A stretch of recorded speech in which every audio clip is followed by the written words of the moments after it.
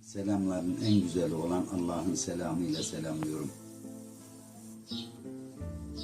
Bu kanalı ve bu programı dinlemeyi, seyretmeyi tercih ettiğiniz için hepinize ayrı ayrı teşekkür ediyorum. 2018 yılında kaleme aldığım Milliyetçi Bağın Kuşuyum Beyim isimli şiirimi sizlere armağan etmek istiyorum. Allah'ın kuluyum, Kur'an kölesi. Savunurum dini hem de ölesi. Garibin, mazlumun, halkımın sesi. Hak yolunun çakın taşıyım beyim. Gücüm nispetinde dini yaşarım. Rabbime şükürle engel aşarım. Bendime sığmam da gahi taşarım. Dertliler gözünün yaşıyım beyim. Korkarım riyadan, sakınmak işim. Neslimle belaya girmesin başım. İslam peygamberi batmaz güneşim. Dinin yolunda eşiğim beyim. Görevim anlatmak gerçeği halka. Ne renge bakarım ne dahi ırka. Varsın da olmasın sırtımda hırka.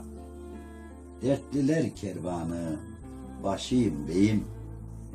Memleketim Sivas, gemerek kaza. Tahammülüm yoktur cilveye naza. Gerçeği anlatmak görevim size. Yaralı gönlüye beşiyim beyim. Kayseri ilinde hayatım geçer.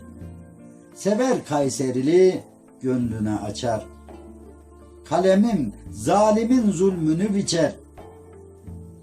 Karanlık yollara ışığım beyim. Karagöl diyorlar doğduğum yere. Koca Sinan derler doyduğum yere. Rabbime şükürler olsun bin kere. Fakir sofrasında kaşığım beyim. Allah vergisidir kalemim yazar. Yanlışı oyunu kelamlar bozar. Halkımın dertleri gönlümü üzer. Vatana, millete aşığım beyim. Halkım merhametli halimden anlar.